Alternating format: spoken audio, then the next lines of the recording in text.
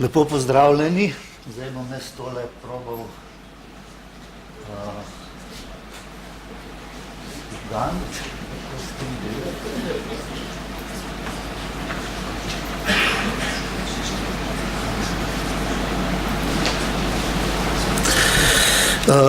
Naš simpozij se imenuje Družba, prostor, graditev.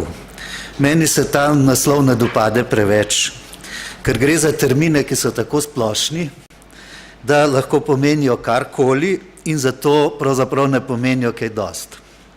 Namest praznih, preveč abstraktnih in tudi časovno izrabljenih besed raje uporabljam konkretne, lepe, preizkušene besede, kot so država, politika, policy, je bilo prej rečeno, in arhitektura. Tako govorimo o konkretnih in pomembnih stvareh, ki jih poimenujemo s pravim imenom. Govoriti resnico in povedati jasno in razumljivo sta dva imperativa, ki sta na videz samoumevna, pa vendar ju zelo radi in pogosto kršimo. Kako želimo živeti? Ali si želimo samo materialnih dobrin, ali je denar naš cilj, vrednota in vodilo, ali še kaj drugega?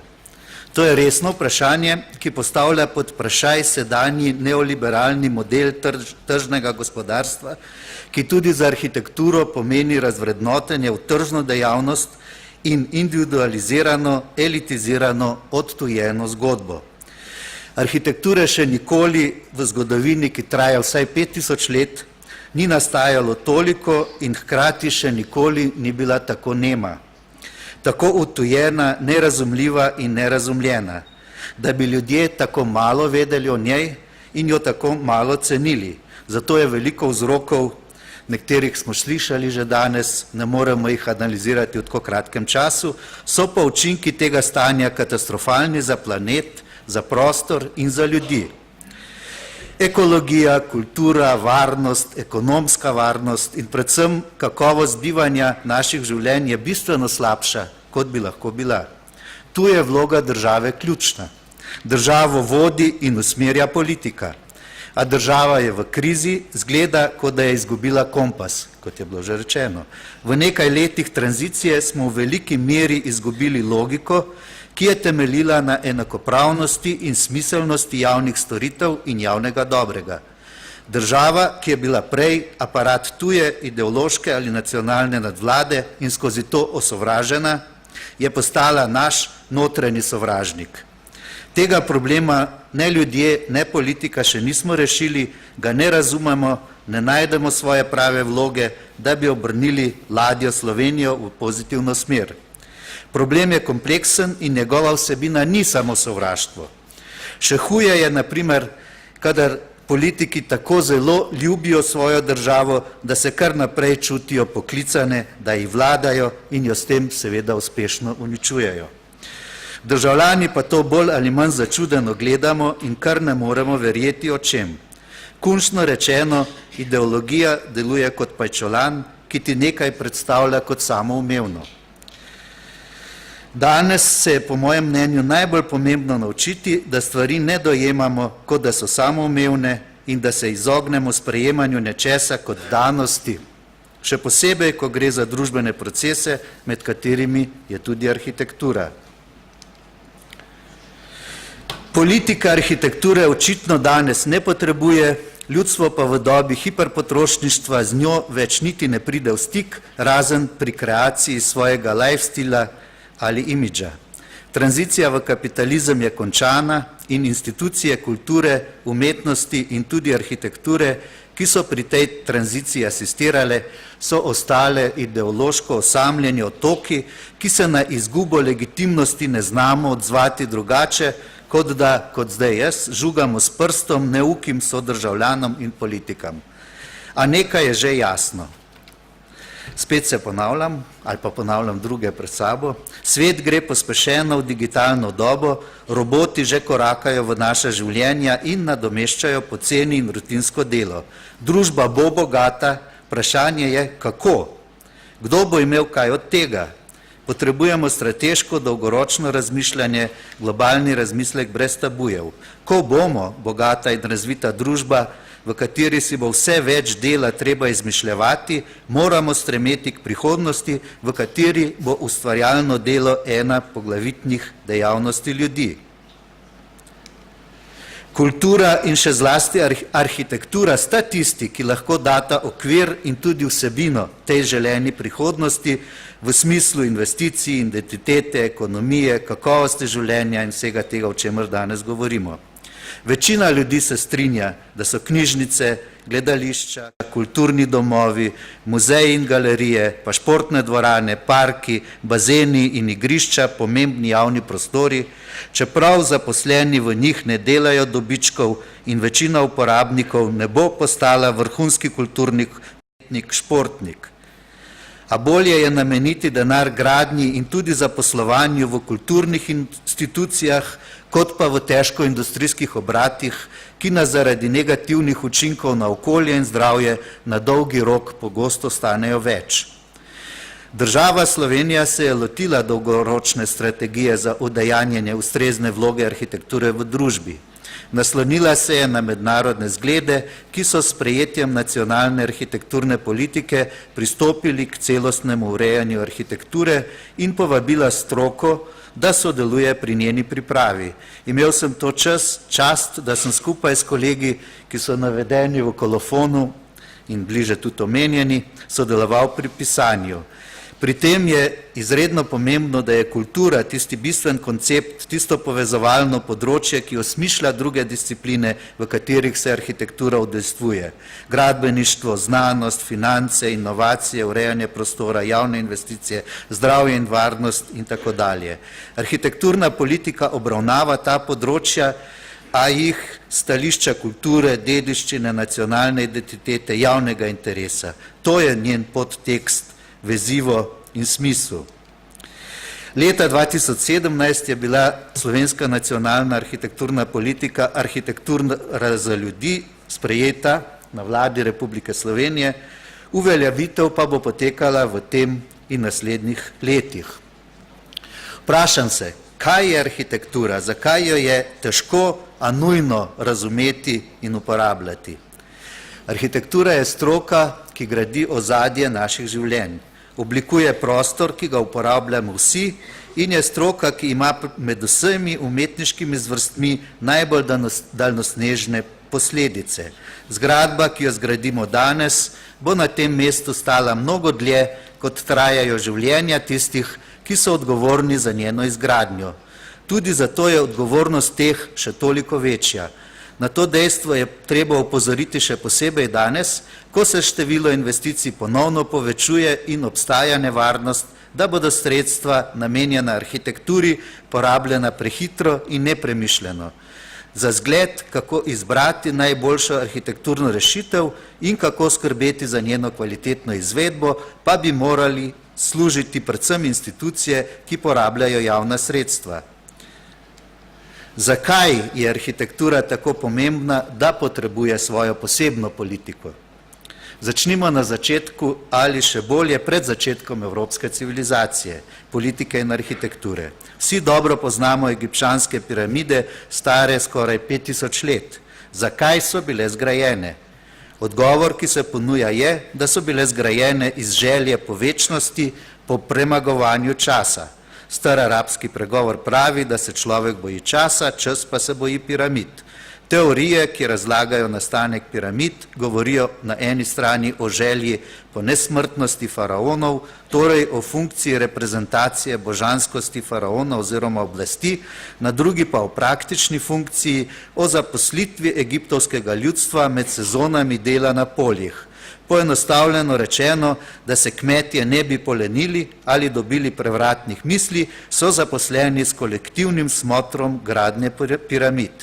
Torej je funkcija gradnje piramid simbolna funkcija, pa tudi funkcija gospodstva ali, kot bi rekli marksisti, funkcija ohranjanja statusa quo, ohranjanja oblasti faraonov, torej politična funkcija. Gre za to, da je družba s pomočjo arhitekture obstala, prosperirala, se razvijala, da se je skozi arhitekturo se pravi gradnjo piramid, udejanja v smislu, kot so ga razumeli Egipčani, v odnosu do smrti in večnega življenja. Drugi aspekt pri piramidah je, kako so bile zgrajene. Tudi tu imamo teorije, kot so, da so bile zgrajene s pomočjo ramp, žerjavov, slonov, drugih živali, od znotraj navzven ali celo iz betona. Da o teorijah o izvenzemeljskih bitjih sploh ne izgubljamo besed. Vsekakor je šlo za vrhunsko tehnologijo.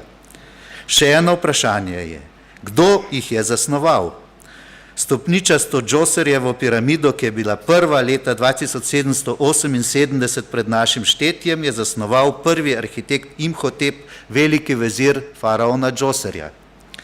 Tole na sliki Kufujevo iz 2500 pred našim štetom naj bi zasnoval Hemjunu, sorodnik in vezir faraona Kufuja.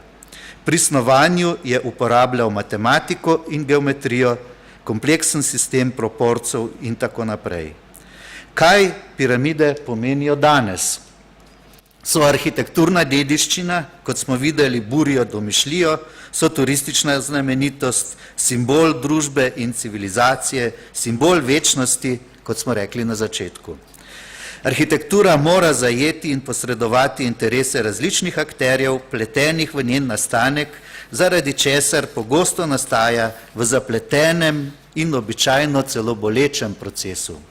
Njen nastanek in obstoj lahko dolgotrajno vpliva na skupnost, v kateri obstaja, in globoko poseže v vprašanja osebne ali skupinske identitete. Njena otvoritev ali njeno uničenje je lahko pomemben simbolen dogodek. Takšna arhitektura je lahko tudi stoletja aktiven del življenjskih praks neke skupnosti, lahko je vključena v vsak dan ali v praznik, v oblikovanje kolektivnega spomina ali pozabe, v razpravo o vrednotah, o tem, kaj je prav in kaj je narobe. Na primeru piramid si zlahka in nazorno lahko predstavljamo vse te aspekte arhitekture. Ta primer, kakorkoli že je arhaičen, velja še danes. Na podoben način lahko analiziramo arhitekturo v celotni 5000-letni zgodovini do današnje. Arhitekt prevzame vodilno vlogo s tem, ko zasnuje gradnji intelektualno strukturo in ji da tisti kulturni presežek, s katerim se uvrsti v narodno bogatstvo. Zato je šolan in zato mora biti izbran po strogih in pravičnih kriterijih. Arhitekt, seveda mislim tudi arhitektka, da bom korekten. Res je, da ni vsak arhitekt dorasel vsaki nalogi. Ako se načrtuje in gradi brez pravega arhitekta, kot se danes zgodi pri 90% gradenj v Sloveniji, ni uspeha gradnje in tudi ne uspešne investicije. Država pa krvavo potrebuje smiselne investicije, ki bodo na dolgi rok večale družbeno blaginjo. Trenutna debata o arhitekturi se zdi, kot da je tema, kako kakovostno načrtovati in graditi, nepomembna. Pomembno je izpolnjevanje predpisov, pa tehničnih standardov, pa najnižja cena za projekt. To pa je smrt za arhitekturo. A brez dobrega arhitekta absolutno ni kakovostne arhitekturo. Zato je potrebno, da država zagotavlja pogoje, v katerih bodo naročniki lahko dobro naročali, prišli do dobrih arhitektov in skupaj ustvarjali dobro arhitekturo, ki bo na to v javnem interesu igrala svojo kompleksno družbeno vlogo. Prišlo je do tega, da je, vsaj ko gre za mlade arhitekte, stotine dobro izšolanih strokovnjakov preprosto izpadlo iz družbenih mrež in kategorij, ki so deležne javnega pripoznanja. Pri tem pa so področja, kot so na primer javne službe, strokovno podhranjena in tudi skozi principe participacije, zadružništva in tako naprej bi lahko smiselno angažirali veliko mladih arhitektov. Tako pa smo kot država, družba in stroka blokirani s pridobljenimi pravicami in mentaliteto in jih izvažamo.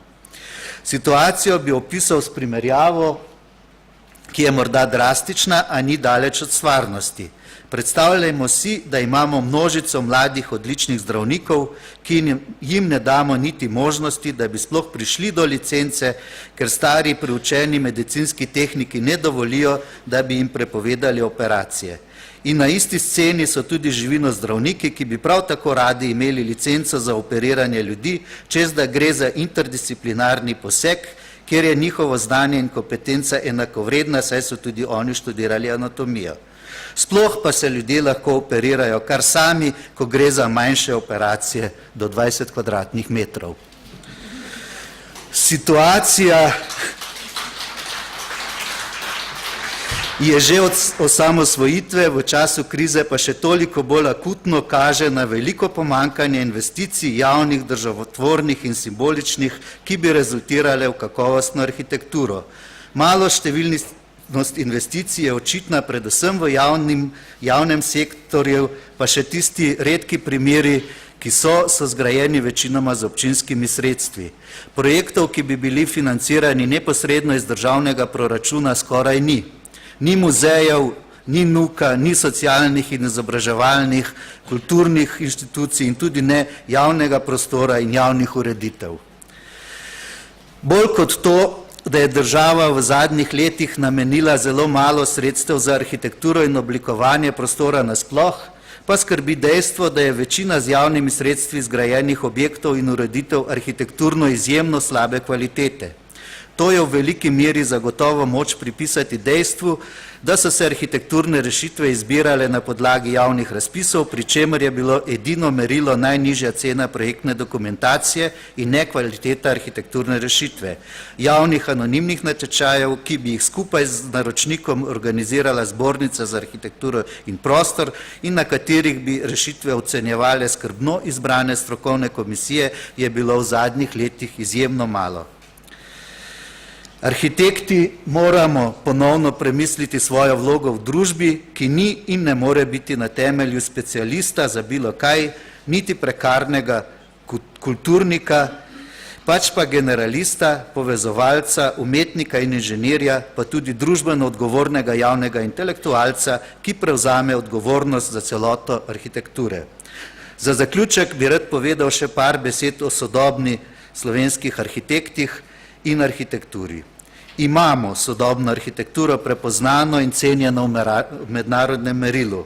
Kaj pa sodobni slovenski arhitekt? Kako se sooča s pogoji, ki so daleč od normalnih, kaj šele naklonjenih? Vsekakor gre pri sodobni slovenski arhitekturi za heterogeno strukturo, ki pa ima kljub temu neke zakonitosti, vodilne linije in usmeritve, ki izhajajo iz Plečnikove in Ravnikarjeve arhitekturne šole ter segajo še dlje v slovensko in svetovno arhitekturno zgodovino. Seveda je slovenska sodobna arhitektura že zdavnaj zapustila lokalno zatohlost in se ne meri zgolj inside Slovenian borders, pač pa v relaciji do regionalnih in globalnih centrov. Vrhunska sodobna arhitektura v Sloveniji, kot dokazuje tudi objekt, v katerem smo danes, ni domačijska, ni le v smislu kreacije neke pretekle nacionalne identitete. Že danes je takšna, kakršno si želimo, da bi bili država in politika. Seveda je danes vsa arhitektura posodobljena skozi digitalne metode in internet, tako da je s vsemi svetovnimi dogajanji seznanjena in se primerja v realnem času. Hkrati pa zavestno ali podzavestno raziskuje in nadaljuje lastne korenine. Torej, identitete so globalne, a hkrati izhajajo iz lokalne kakovosti. Plečnik, Ravnikar, Jugovec, pa tudi Cumtor, Zaha Hadid ali David Chipperfield so naši sogovorniki, ob tem pa smo še vedno v primerjavi z ostalim svetom država, ki je lahko odprta za eksperiment, za avantgardo, kljub temu, da se arhitekturna zev med preteklostjo in prihodnostjo, ki smo imenovali tranzicija, hitro zapira. Proces je podoben, kot je pri izravnavi zračnega tlaka, nekaj se razvije, prihaja do turbulenc in grmenja, končno pa se vse spet pomiri. Če bi uporabil smučarsko analogijo, slovenska arhitektka ali arhitekt ni niti začetnik na utrjeni pisti, niti ni rutiniran veteran. Najbolje se ga da opisati kot snowboarderja, ki uživa na nepoteptani pisti izven urejenega smučišča. Hvala.